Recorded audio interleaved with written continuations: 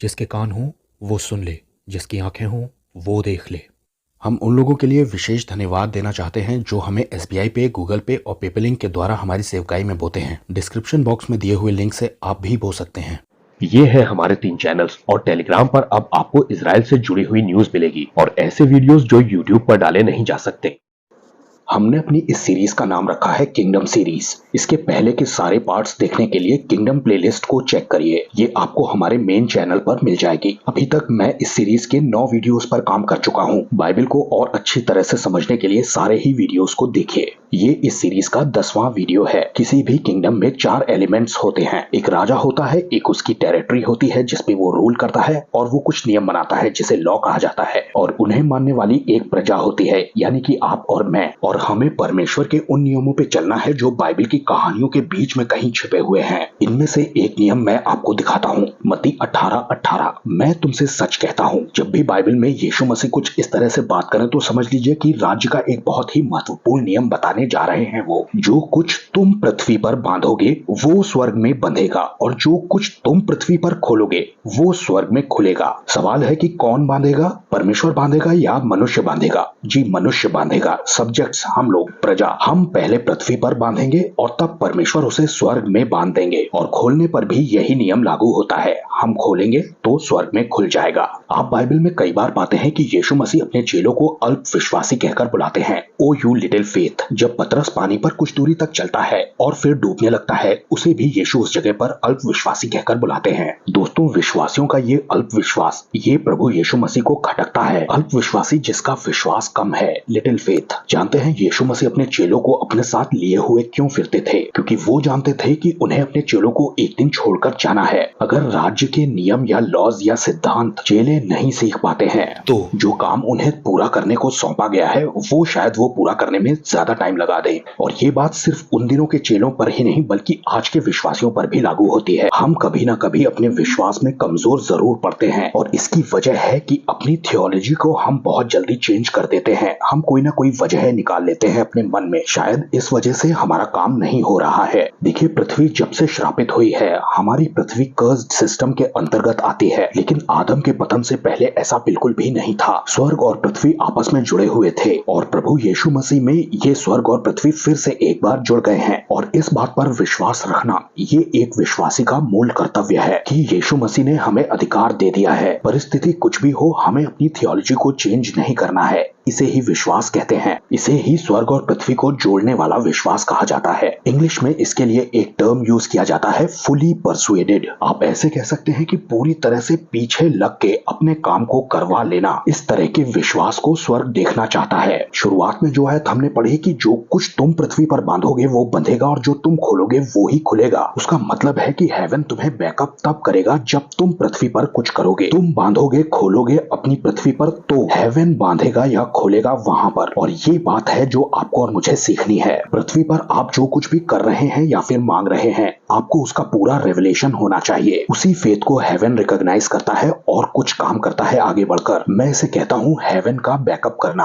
आपको बैकअप करना। लेकिन ये तभी होगा जब आप पृथ्वी पर कुछ कर रहे होंगे, बांध या खोल रहे होंगे अपने मुंह से बोल बोल करके। पहले तो आप पूरी तरह से सीरियस हैं उस विषय पर, और दूसरा आपको पूरा विश्वास है हेवन मेरी बात को रिकॉग्नाइज करेगा, बैकअप देगा, क्योंकि मैं यहाँ पृथ्वी पर वो कर रहा हूँ जो हेवन देखना चाह रहा है। किसी भी वजह से अपने विश्वास को हिलने नहीं देना है, अपनी थियोलॉजी को बिल्कुल भी चेंज नहीं होने देना है। बाइबल की एक घटना दिखा करके मैं आपको समझाता हूँ कैसे। लेकिन उससे पहले मैं ये बता दूं कि ये पूरा किंगडम आपके बोलने पर निर्भर करता है। आप बोलते क्या हैं? आपका बांधना और खोलना भी आपका बोलना ही है। आपका बोलना ही आपको जीत दिला सकता है। यहाँ पर बाइबल में इन रेफरेंस पर एक घटना दी हुई है जहाँ पर यीशु मसीह एक पिता की विनती पर उसके लड़के के अंदर से मिर्गी के रोग को खत्म करते हैं। मैथ्यू और मार्क में से मैं आपको दिखाता हूँ कि वहाँ क्या बड़ी खास बात दी है। अपने विश्वासी जीवन में आप इसे कभी भूलिएगा मत। सबसे पहले तो मिर्गी एक दुष्ट आत्मा है। यीशु मसीह ने इसे गूंगी और बहरी आत्मा कहकर के बुलाया है। इस दुष्ट आत्मा का खास तरीका यह है कि वो चोट चपेट लगा करके गिरा के इधर उधर या फिर आग में पानी में उस इंसान के जीवन को खत्म करना चाहती है। मत्ती 17:14, जब वे भीड़ के पास पहुंचे तो एक मनुष्य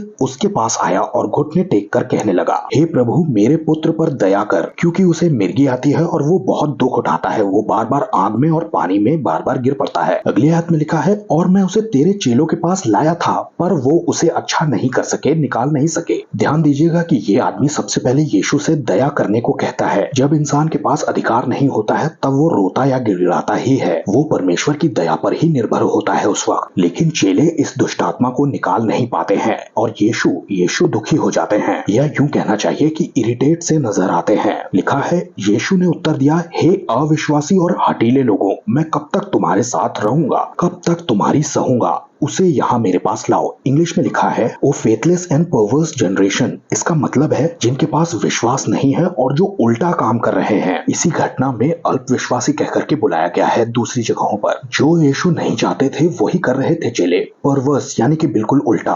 दरअसल चेलों ने अपनी थियोलॉजी चेंज कर दी है। जब इस तरह की दुष्ट आत्माएं अपना परपंच दिखाना शुरू कर देती हैं या ज्यादा टाइम लगने लग जाता है, तब चेले यहाँ ये सोचने लगते हैं कि हम नहीं निकाल पाएंगे। आज अगर कोई विश्वासी इस सिचुएशन में हो तो फिर वो ज्यादा रोना या पीटना शुरू कर देगा। वो सोचेगा परमेश्वर कुछ कर दे, परमेश्वर कुछ कर दे। लेकिन विश्वास को बनाए रखने का जो लॉ है, फुल्ली परसुएडेड रहने का जो लॉ है, उसके सामने आपका रोना पीटना काम नहीं करेगा। जीसस क्राइस्ट के टीचिंग सेशंस को लेने का मतलब ये था, विश्वास करते ही चले जाना और छोड़ना बिल्कुल मत, जब तक कि पूरा रिजल्ट मिल ना जाए तब तक। इतना कुछ जानने और सीखने के बाद जब इम्प्लीमेंट करने का समय आया है तब वो अल्प विश्वास दिखा रहे हैं, अपने आप को परवर्स दिखा रहे हैं, अल्प विश्वासी फेथलेस दिखा रहे हैं। और शैतान यही चाहता है। वो इतने नाटक, इतने ड्रामे करता ही इसलिए है ताकि इंसान अपनी थियोलॉजी को तुरंत चेंज कर दे। आप बैठ करके वजह निकालने लगे कि अच्छा इस वजह से नहीं हो पा रहा है, शायद अभिषेक की कमी है मुझ में, आज नहीं निकलेगी ये दुष्ट आत्मा। हेवन बैकअप करेगा जब आप करते रहेंगे। तो ये दोनों किंगडम की लड़ाई में आपका रोल है पूरा,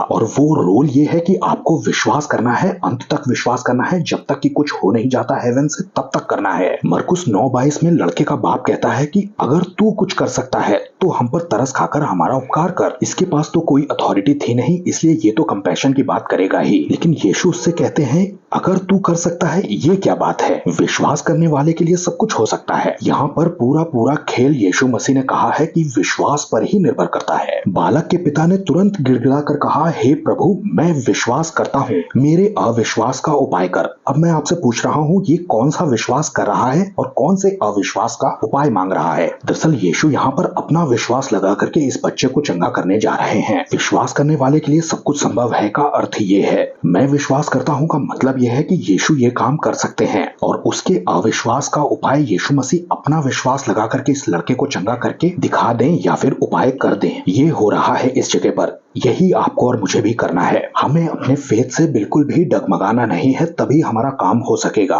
हेवन हमें तभी बैकअप देने वाला है जब हम उस काम को करते रहेंगे, लगातार करते रहेंगे। परमेश्वर को बीच में आना पड़ेगा। जैसे ही हम अपने अंदर संदेह को आने देते हैं, हम वैसे ही एक्शन ले लेते हैं। हम उस काम को या प्रार्थना को रोक देते हैं। और हेवन इन्वेड होना चाहता तो था, बैकअप करने वाला ही था, लेकिन हमने अपने मुंह को बंद कर दिया, अपने एक्शंस को रोक दिया। इसलिए हमने अपने आप को समझा लिया या अपनी थियोलॉजी चेंज कर दी, इसलिए हमारी वो जीत हार में बदल गई। 28वें आयत में लिखा है, जब वो घर में आया तो उसके चेलों ने एकांत में उससे पूछा कि हम उसे क्यों नहीं निकाल सके। उसने उनसे कहा कि ये जाति बिना प्रार्थना के और किसी उपाय से नहीं निकल सकती। और कहीं कहीं आपको मिलेगा कि बिना उपवास या प्रार्थना के ये जाति, ये प्रजाति नहीं निकलती है। लेकिन इससे सिर्फ आपको हेल्प मिलने वाली थी उपवास से। लेकिन यहाँ पर ये काम अधूरा रह गया सिर्फ फेथलेसनेस की वजह से, अल्प विश्वासी होने की वजह से। मैं कब तक तुम्हारे साथ रहूंगा और तुम्हारी सहूंगा, इसका मतलब है कि स्वर्ग और पृथ्वी को जोड़ने वाला वो लॉ, वो सिद्धांत पूरा नहीं किया गया है, बल्कि उसके उल्टा कर दिया गया है। ओ परवर्स जनरेशन। दोस्तों, चेले यीशु मसीह के साथ रहते थे, उन सिद्धांतों को सीखते थे, उन लॉज को समझ रहे थे वो, उसके बाद भी उनका विश्वास डगमगा जाता था।